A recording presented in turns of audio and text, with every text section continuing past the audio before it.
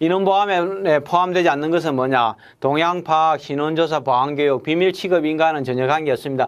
신원조사를 하는 목적이 비밀취급을 인가를 할 것인지, 승진을 시킬 것인지, 채용을 할 것인지 말 것인지 결정하지만은 인원보안하고는 관계없습니다. 그래서 인원보안은 신원조사, 동향파악, 보안교육, 보안서약 네 가지입니다.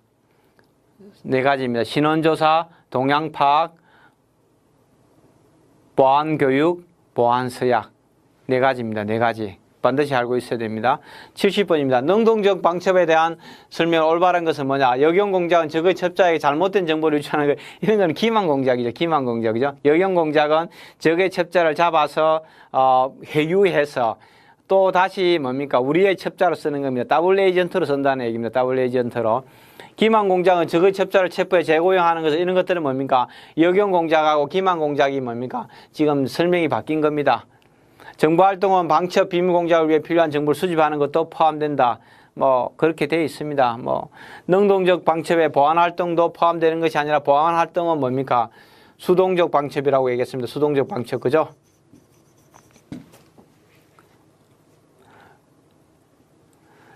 FBI 직원으로 앞에서는 뭡니까? CIA 직원으로서 러시아의 소련의 간첩행위로 체포된 사 알드리치 에임즈라고 나왔습니다. 지금 71번은 FBI 직원으로 소련을 위해 간첩행위로 체포된 인물은 로버트 한센이라는 사람입니다. 로버트 한센. 리차드 조르게는 러시아의 정보요원입니다. 러시아의 정보요원. 2차 대전 중에 일본에서 간첩 활동하다 체포돼서 사형당한 인물입니다. 헤로드 필비는 아까 캠브리지 스파이링 사건이라고 그랬습니다. 알드리치 에임즈는 CIA 지원이라고 얘기했습니다. FBI 지원이 아니라 뭐 이런 사람들의 특징들은 일단 돈으로 매수돼서 장기간 10년 이상씩 적국을 위해서 간첩 행위를 한 사람들이죠. 어떻게 보면 또 이 사람들이 상당히 유능한 걸로 러시아의 KGB가 음으로 양으로 도와주면서 오히려 더 뭐 중요한 정보들을 그렇게 중요하지 않은 정보들을 슬슬 주면서 자기가 수집했다고 올리면은 굉장히 유능한 인물로 그렇게 평가를 받아서 또 승진도 잘했던 이런 사람들입니다. 상당히 대단한 사람들이죠. 대단한 사람들입니다. 돈으로 국가를 팔아먹을 수 있는 사람들이죠. 72번입니다. 능동적 방첩 활동에 포함되지 않는 것은 뭐냐? 역영공작, 기만공작, 방첩정보서, 정보통신보안은 뭡니까? 수동적이라고 얘기했습니다. 그죠? 그래서 수동적 방첩 활동과 능동적 방첩 활동에 대해서 이해하고 있는지 관련된 문제가 지금 매년 이렇게 쭉 보면 출제되고 있는 것 같습니다. 73번입니다. 국가보안법입니다. 국가보안법. 반국가 단체를 구성하거나 간부 기타 지도적 유체 역할을 하는 자는 사형 무기 또는 몇 년 이상의 징역에 처한다. 반국가 단체 구성을 예비 또는 업무한 자는 몇 년 이하의 징역에 처한다. 사실 이걸 다 알기는 사실 어렵습니다. 국가보안법 3조입니다. 반국가 단체를 구성하는 간부 등은 사형 무기 또는 5년 이상의 징역, 구성을 예비 또는 업무한 자는 10년 이하의 징역 이렇게 되어 있습니다. 그래서 정답은 5년에서 10년입니다. 5년에서 10년입니다. 그죠? 그래서 국가보안법은 반국가단체의 구성, 국가기밀누설, 반국가단체 찬양, 고무, 선전, 선동, 국가보안법 8조는 반국가단체의 구성원과 해합, 통신, 연락, 이런 것들이 국가보안법입니다. 국가보안법이 사실 굉장히 모호한 용어들이 많습니다. 선동이 뭔지, 연락하는 게 뭔지, 찬양이 뭔지, 고무가 뭔지, 이게 상당히 모호한 용어들이 좀 많아가지고 논란들은 되고 있지만 어쨌든 국가보안법을 폐지해야 된다 얘기들도 많이 나오고 했었지만 아직도 유지되고 있는 게 국가보안법입니다. 73번 문제도 제가 봤을 때는 정상적으로는 맞을 수는 없습니다. 맞출 수 없는 그런 문제인데 당연히 제가 봤을 때는 사형 무기 이렇게 하면 여기가 한 10년 정도 될 거 같고 예비했으니까 그렇게 형이 너무 세지 않느냐. 이게 5년이나 한 7년 되지 않겠느냐. 이렇게 누구나 생각할 수밖에 없습니다. 법을 다 외울 수가 없으니까요. 이런 문제도 나오면은 어쩔 수 없습니다. 틀릴 수밖에 없습니다. 이거 동일한 문제 나오면 이제 틀리면 안 되겠죠. 동일한 문제가 나오면 틀리면 안 되겠지만은 이런 문제가 또 이상한 또 법이 하나 나오면은 일단 틀린다 생각하시는 게 마음 편합니다. 74번입니다. 제임스 올슨이라는 방첩 10계명에 포함되지 않는 것은 뭐냐? 사실 74번 2016년도 군무원 문제도 뭐 충격적인 얘기죠. 충격적인 얘기.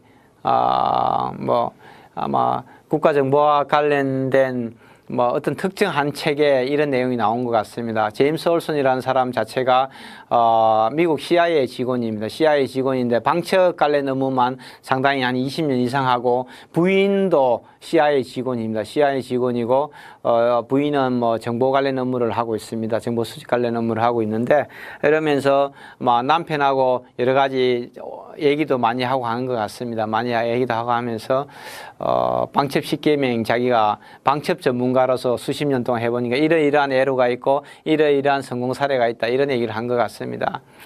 사실 이 문제도 출제하면 안 되는 내용이죠. 출제하면 안 되는 내용인데, 뭐 문제가 그렇게 내용이 어려운 건 아닌데, 살아있는 사람이 이론을 던져가지고 그것도 내부 CIA 직원이 던진 내용들을 어떤 특정 책에서 한번 소개했다 해서 이게 출제한다는 것은 말이 안 되는 거거든요. 말이 안 되는지만 어쨌든 출제가 됐습니다. 제가 봤을 때도 뭐 앞으로 출제될 가능성이 그리 높은 문제는 아닙니다. 방첩 10계명이다. 공격적으로 행동해라. 직원들에게 긍지를 심어줘라. 거리를 장악하라. 방첩 역사를 공부하라. 철저히 분석하라. 편협하지 마라. 끊임없이 훈련해라. 밀리지 마라. 너무 오래 머물지 마라. 절대 포기하지 마라. 이 10가지를 얘기했다고 그럽니다. 그래서 이 영어로 된 내용을 한글로 번역한 사람마다 조금 차이가 있습니다. 사람마다 조금씩 차이가 있고 번역 내용도 좀 차이가 있습니다. 어쨌든 뭐 이런 얘기를 했다.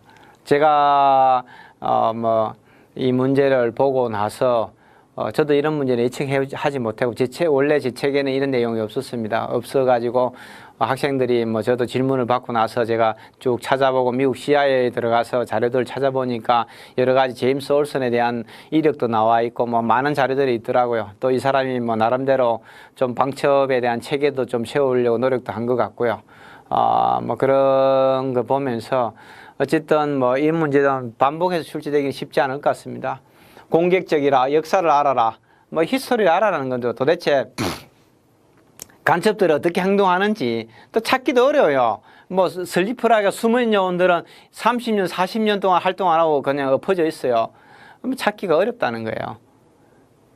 그리고 진짜 100번 갔는데 100번째 동안에 이 사람이 굉장히 자연스럽게 행동해서 간첩이 아닌 줄 알았는데 101번째 가서 이 사람이 부자연스럽게 행동해갖고 간첩인 줄 알았어요. 이런 경우도 있다는 거죠. 그래서 절대 포기하지 마라. 이런 얘기하는 거예요. 포기할 때를 알아라는 게 아니고 포기하지 마라, 이런 얘기죠. 거리를 누벼라. 책상머리에 앉아갖고는 할 수가 없다는 얘기입니다.